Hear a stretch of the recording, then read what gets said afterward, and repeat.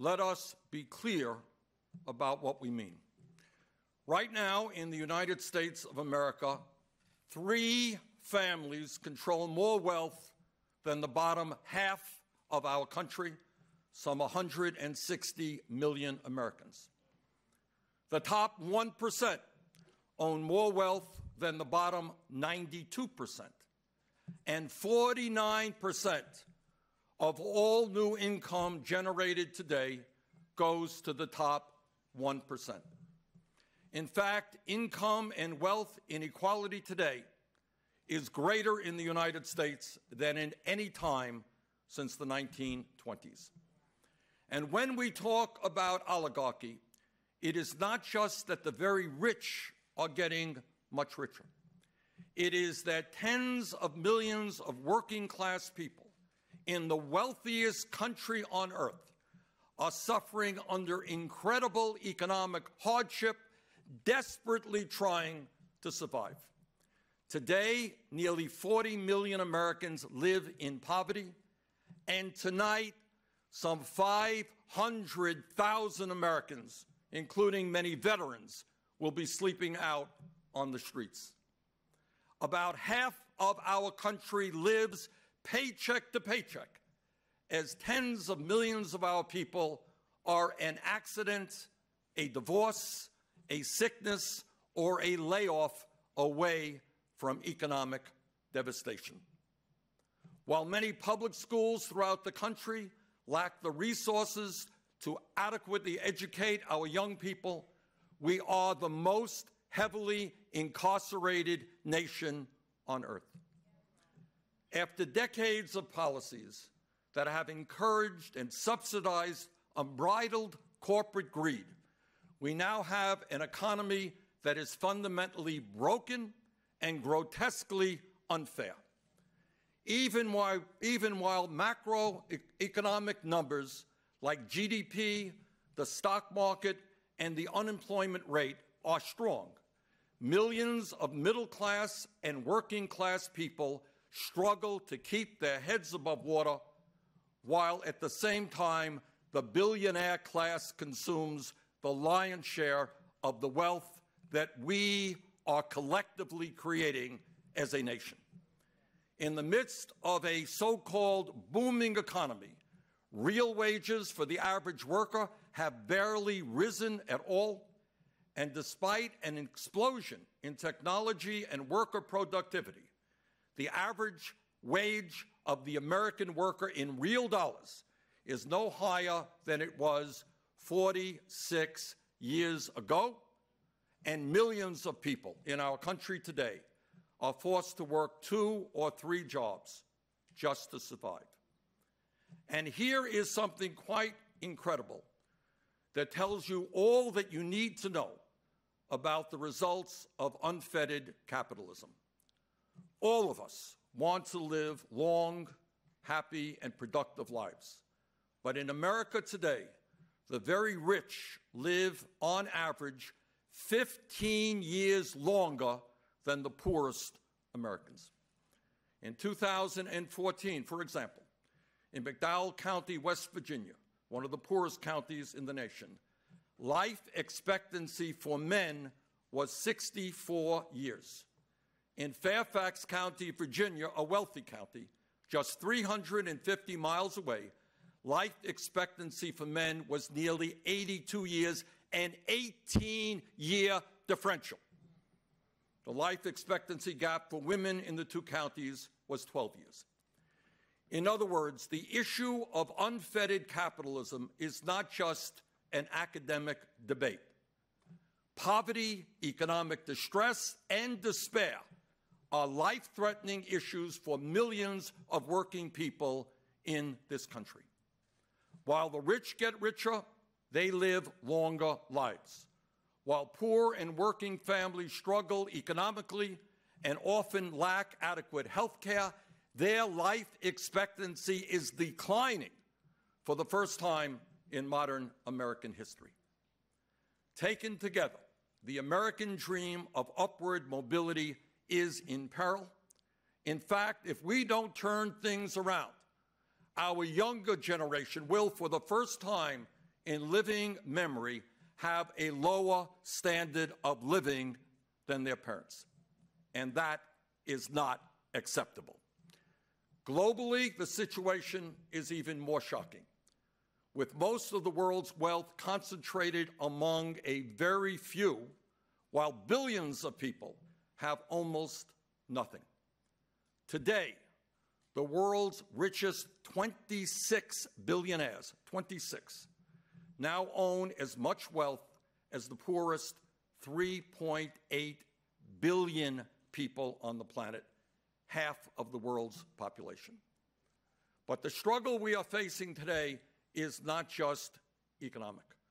Across the globe, the movement toward oligarchy runs parallel to the growth of authoritarian regimes, like Putin in Russia, Xi in China, Mohammed bin Salman in Saudi Arabia, Rodrigo Duterte in the Philippines, Jair Bolsonaro in Brazil, and Viktor Orban in Hungary, among others. These leaders meld corporatist economics with xenophobia and authoritarianism. They redirect popular anger about inequality and declining economic conditions into violent rage against minorities, whether they are immigrants, racial minorities, religious minorities, or the LGBT community. And to suppress dissent, they are cracking down on democracy and human rights. In the United States, of course, we have our own version of this movement, which is being led by President Trump and many of his Republican allies who are attempting to divide our country up and attack these very same communities. How sad it is that President Trump sees these authoritarian leaders as friends and allies. The authoritarian playbook, by the way, is not new. The challenge we confront today as a nation and as a world is in many ways not different from the one we faced a little less than a century ago during and after the Great Depression of the 1930s. Then as now, deeply rooted and seemingly intractable economic and social disparities led to the rise of right-wing nationalist forces all over the world. In Europe, the anger and despair was ultimately harnessed by authoritarian demagogues who fused corporatism, nationalism, racism, and xenophobia into a political movement that amassed totalitarian power, destroyed democracy, and ultimately murdered millions of people, including members of my own family. But we must remember that those were not the only places where dark forces tried to rise up and capture power. Today, we are all rightly repulsed by the sight of neo-Nazis and Klansmen openly marching in Charlottesville, Virginia, and we are horrified by houses of worship being shot up by right-wing terrorists. But on February 20th, 1939, over 20,000 Nazis held a mass rally, not in Berlin, not in Rome, but in Madison Square Garden, in front of a 30-foot banner of George Washington bordered with swastikas in New York City. New York City. But back then, those American extremists could not replicate the success of their authoritarian brethren across the ocean, because we in the United States, thank God, made a different choice than Europe did in responding to the era's social and economic crises. We rejected the ideology of Mussolini and Hitler, and we instead embraced the bold and visionary leadership of Franklin Delano Roosevelt, then the leader of the progressive wing of the Democratic Party.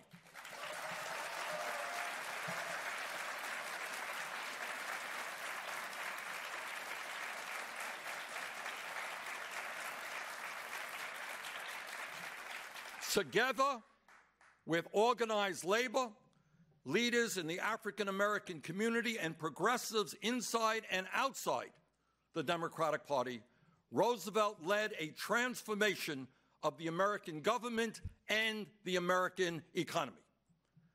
Like today, the quest for transformative change was opposed by big business, by Wall Street, by the political establishment, by the Republican Party, and by the conservative wing of FDR's own Democratic Party.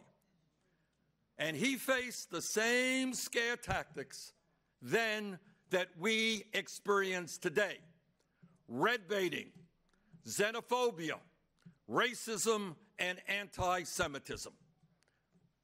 In a famous 1936 campaign speech, Roosevelt stated, and I quote, "We had to struggle with the old enemies of peace: business and financial monopoly, speculation, reckless banking, class antagonism, sectionalism, war profiteering."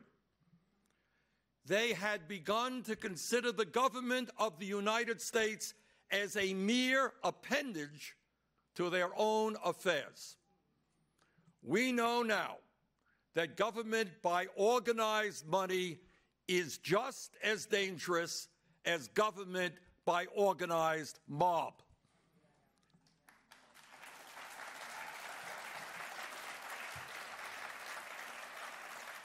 And Roosevelt concluded, and I quote, "Never before in all our history have these forces been so united against one candidate as they stand today.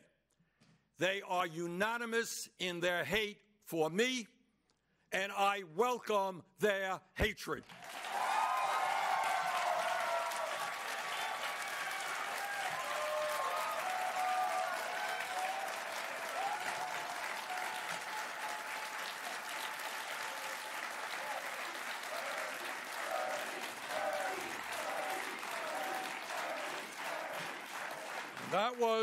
That was FDR in 1936. Now, although it does sound, I must say it does sound a little contemporary, doesn't it? Despite that opposition, by rallying the American people, FDR and his progressive coalition created the New Deal, won 4 terms, and created an economy that worked for all and not just the few. Today, New Deal initiatives like Social Security, unemployment compensation, the right to form a union, the minimum wage, protection for farmers, regulation of Wall Street, and massive infrastructure improvements are considered pillars of American society. But while he stood up for the working families of our country, we can never forget that President Roosevelt was reviled by the oligarchs of his time, who berated these extremely popular programs as socialism. Similarly, in the 1960s, when President Lyndon Johnson brought about Medicare, Medicaid, and other extremely popular and important programs, he was also viciously attacked by the ruling class of this country. And here is the point. It is no exaggeration to state that not only did FDR's agenda improve the lives of millions of Americans, but the New Deal was enormously popular politically and helped defeat far-right extremism.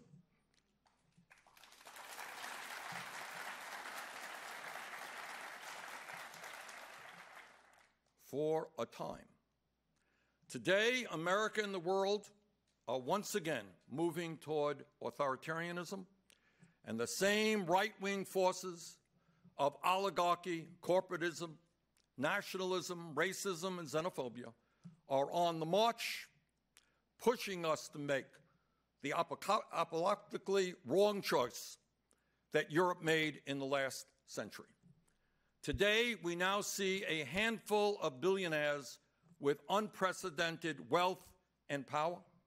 We see huge private monopolies operating outside of any real democratic oversight and often subsidized by taxpayers, with the power to control almost every aspect of our lives.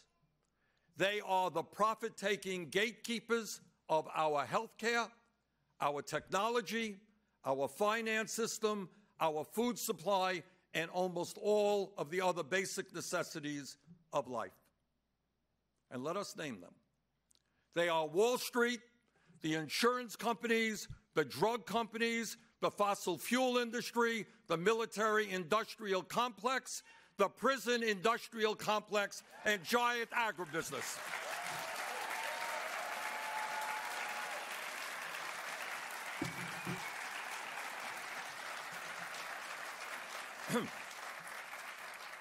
They are the entities with unlimited wealth who surround our nation's capital with thousands of well-paid lobbyists who, to a very significant degree, write the laws that we live under.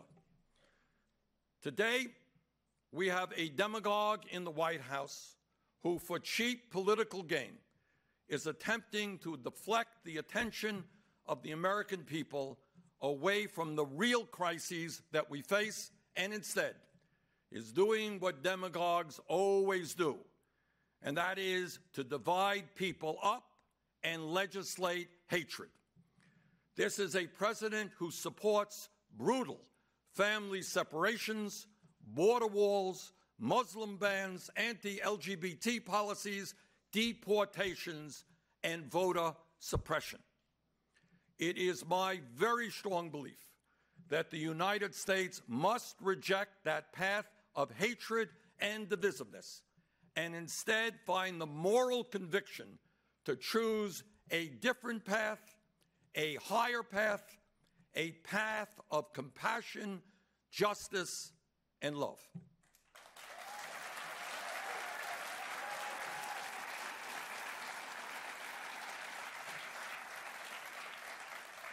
And that is the path that I call democratic socialism.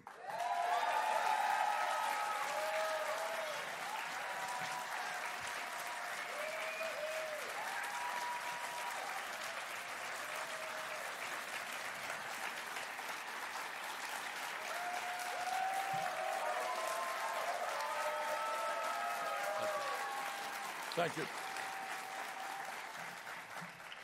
Over 80 years ago, Franklin Delano Roosevelt helped create a government that made transformative progress in protecting the needs of working families. Today, in the second decade of the 21st century, we must take up the unfinished business of the New Deal and carry it to completion.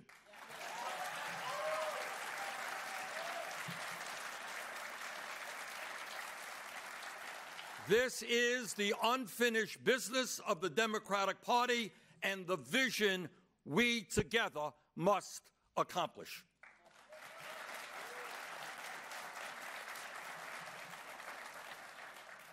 In order to accomplish that goal, it means committing ourselves to protecting political rights, to protecting civil rights, and to protect economic rights for all of the people in our country.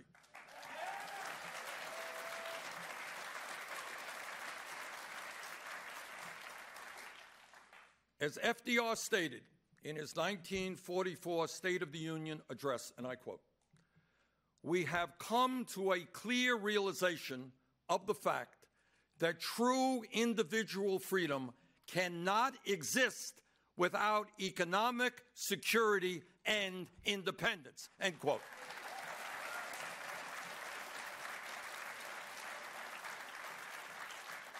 Today, our Bill of Rights guarantees the American people a number of important constitutionally protected political rights.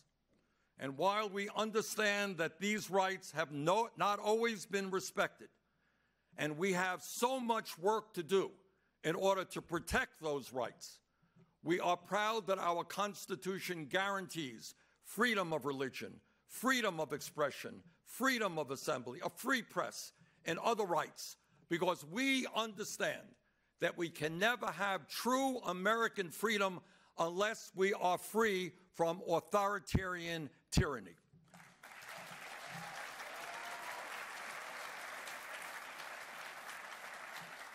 But now we must take the next step forward and guarantee every man, woman, and child in our country basic economic rights, the right to quality health care,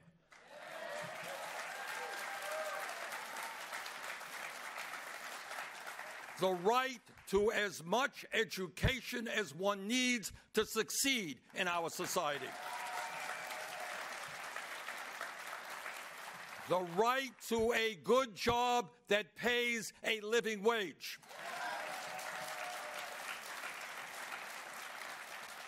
the right to affordable housing, the right to a secure retirement,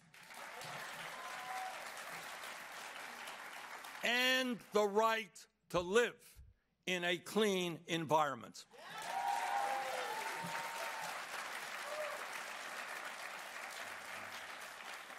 We must recognize that in the 21st century, in the wealthiest country in the history of the world, economic rights are human rights.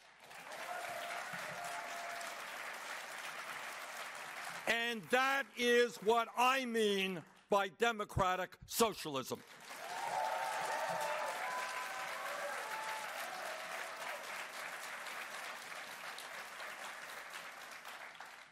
As one of the great leaders in American history, Dr. Martin Luther King Jr. said, and I quote, "Call it democracy or call it democratic socialism, but there must be a better distribution of wealth within this country for all of God's children," end quote.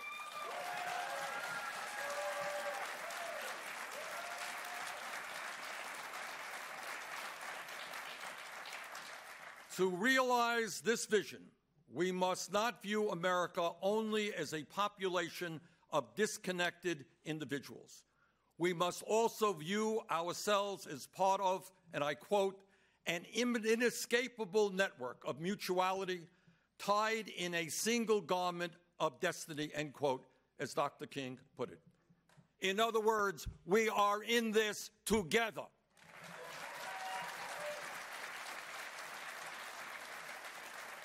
We must see ourselves as part of one nation, one community, and one society, regardless of race, gender, religion, sexual orientation, or country of origin.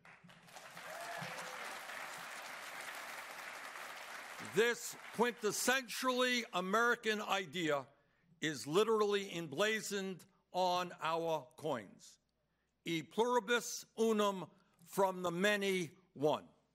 And I should tell you, it is enshrined in the motto of our campaign for the presidency, not me, us.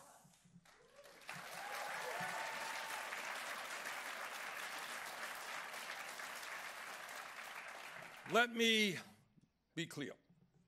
I do understand that I and other progressives will face massive attacks from those who attempt to use the word socialism as a slur.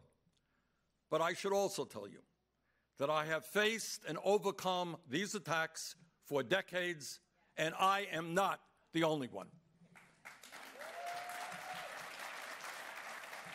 Let us remember that in 1932, Republican President Herbert Hoover claimed that Franklin Roosevelt's New Deal was, quote, "a disguise for the totalitarian state," end quote. In 1936, former Democratic New York Governor and Democratic presidential candidate Al Smith said in a speech about FDR's New Deal policies, quote, "Just get the platform of the Democratic Party and get the platform of the Socialist Party and lay them down on your dining room table side by side," end quote. When President Harry Truman proposed a national health care program, the American Medical Association hired Ronald Reagan as their pitchman. The AMA called the legislation that stemmed from Truman's proposal, quote, "socialized medicine," claiming that White House staff were, quote, "followers of the Moscow party line," end quote.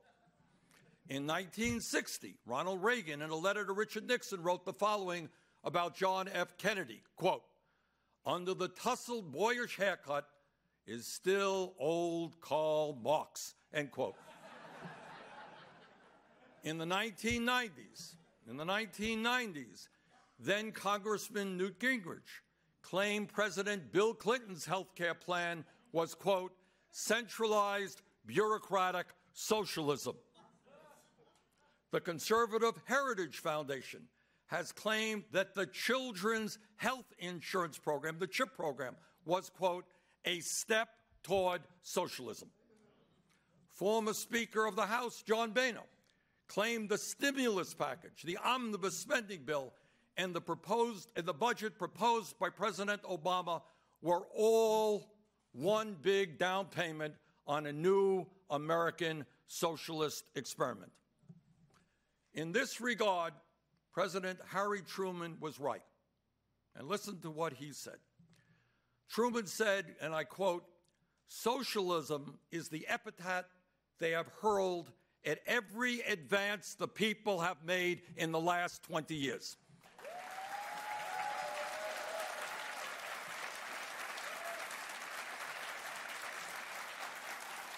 And this is Truman. This is a quote from Harry Truman. "Socialism is what they called Social Security. Socialism is what they called farm price supports. Socialism is what they called bank deposit insurance. Socialism is what they called the growth of free and independent labor organizations. Socialism is their name for almost anything that helps all of the people," end quote, Harry Truman.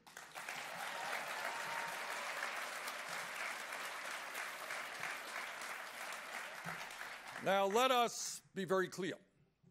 While President Trump and his fellow oligarchs attack us for our support of democratic socialism, they don't really oppose all forms of socialism. They may hate democratic socialism because it benefits working people, but they absolutely love corporate socialism that enriches Trump and other billionaires.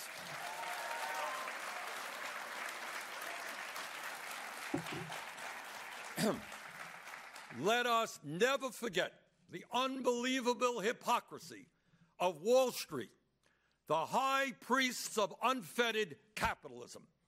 In 2008, after their greed, recklessness, and illegal behavior created the worst financial disaster since the Great Depression, with millions of Americans losing their jobs, losing their homes, losing their life savings, Wall Street's religious adherence to unfettered capitalism suddenly came to an end. Overnight, Wall Street became big government socialists and begged for the largest federal bailout in American history, some $700 billion from the Treasury and trillions in support from the Federal Reserve. But it's not just Wall Street that loves socialism when it works for them. It is the norm across the entire corporate world. The truth is, corporate America receives hundreds of billions of dollars in federal support every single year, while these very same people are trying to cut programs that benefit ordinary Americans. If you are a fossil fuel company whose carbon emissions are destroying the planet, you get billions in government subsidies, including special tax breaks, royalty relief, funding for research and development, and numerous tax loopholes. If you are a pharmaceutical company, you make huge profits on patent rights for medicines that were developed with taxpayer-funded research. If you are a monopoly like Amazon, owned by the wealthiest person in America, you get hundreds of millions of dollars in economic incentives from taxpayers to build warehouses, and you end up paying not one penny in federal income taxes. If you are the Walton family, the wealthiest family in America, you get massive government subsidies because your low-wage workers are forced to rely on food stamps, Medicaid, and public housing in order to survive, all paid for by taxpayers. If you are the Trump family,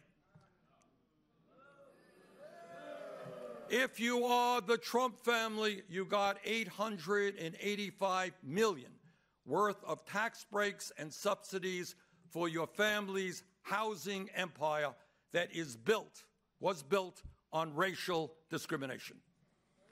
When Trump screams socialism, all of his hypocrisy will not be lost on the American people.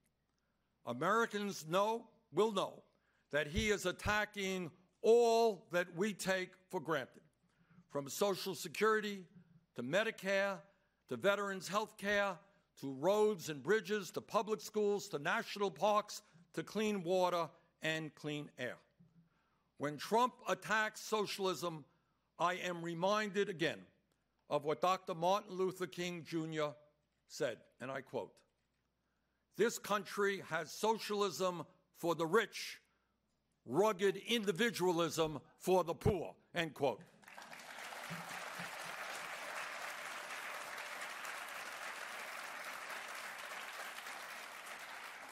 And that is the difference between Donald Trump and me. He believes in corporate socialism for the rich and powerful. I believe in a democratic socialism that works for the working families of this country.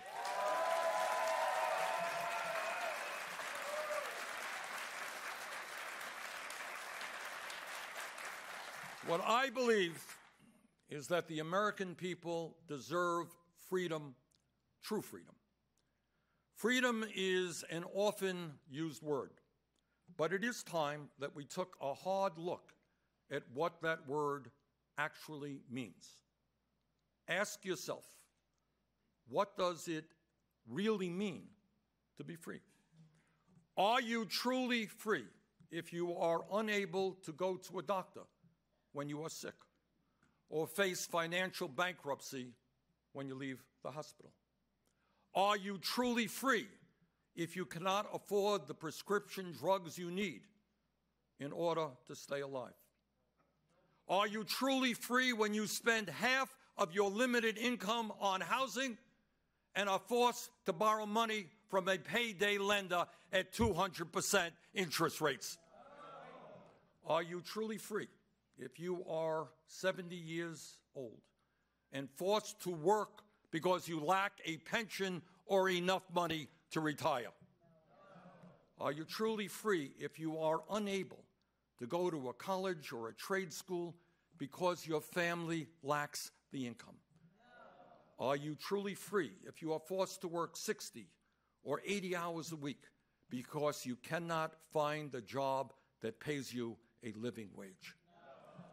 Are you truly free if you are a mother with a newborn baby, but you are forced to go back to work immediately after the birth of that child because you lack paid family leave? Are you truly free if you are a small business owner or a family farmer who is driven out of business by the monopolistic practices of big business? Are you truly free if you are a veteran who has put his or her life on the line to defend this country and tonight will be sleeping out on the streets? To me, the answer to those questions in the wealthiest nation on earth is no. Under those conditions, you are not truly free. While the Bill of Rights protects us from the tyranny of an oppressive government, many in the establishment would like the American people to submit to the tyranny of oligarchs, multinational corporations, Wall Street banks, and billionaires. It is time, and in fact, time long overdue, for the American people to stand up and fight for their right to freedom, human dignity, and security.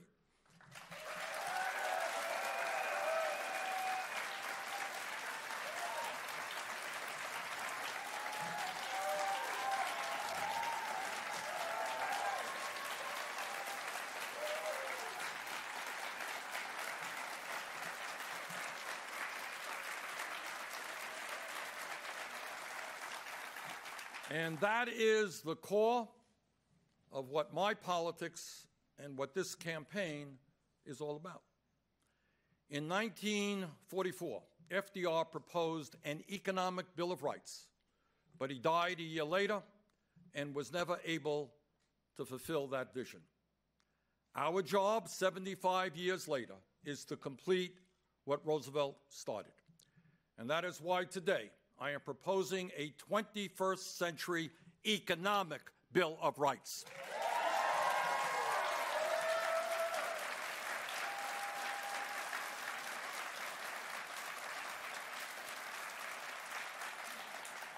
A Bill of Rights that establishes once and for all that every American, regardless of his or her income, is entitled to the right to a decent job that pays a living wage, the right to quality health care, the right to a complete education, the right to affordable housing, the right to a clean environment, and the right to a secure retirement. Over the course of this election, my campaign has been releasing and will continue to release detailed proposals addressing each of these yet-to-be-realized economic rights. We will also address the attacks that are being launched every day against the civil rights and civil liberties of our people. And let me be absolutely clear. Democratic socialism means, to me, requiring and achieving political and economic freedom in every community in this country.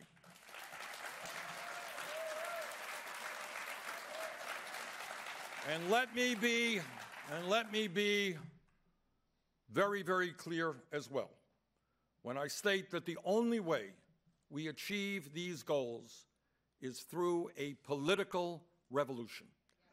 A revolution in which millions of people get involved in the political process and reclaim our democracy by having the courage to take on the powerful corporate interests whose greed is destroying the social and economic fabric of our country.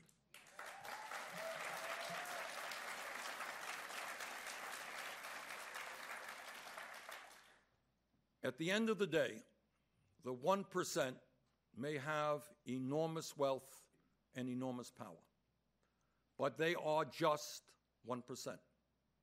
When the 99% stand together, we can transform society.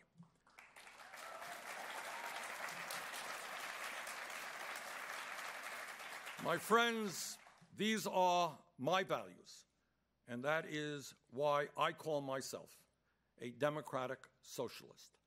At its core is a deep and abiding faith in the American people to peacefully and democratically enact the transformative change that will create shared prosperity, social equality, and true freedom for all.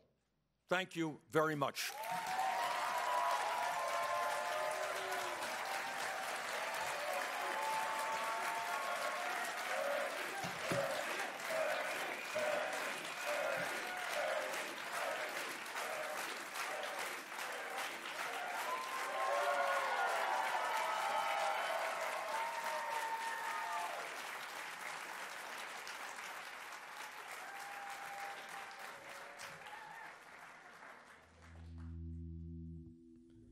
Yeah, when I'm returning from so far away, she gave me some sweet loving, brighten up my day. Yeah, and it make me righteous, yeah, and it make me whole, yeah, and it make me mellow down into my soul. She gave me love.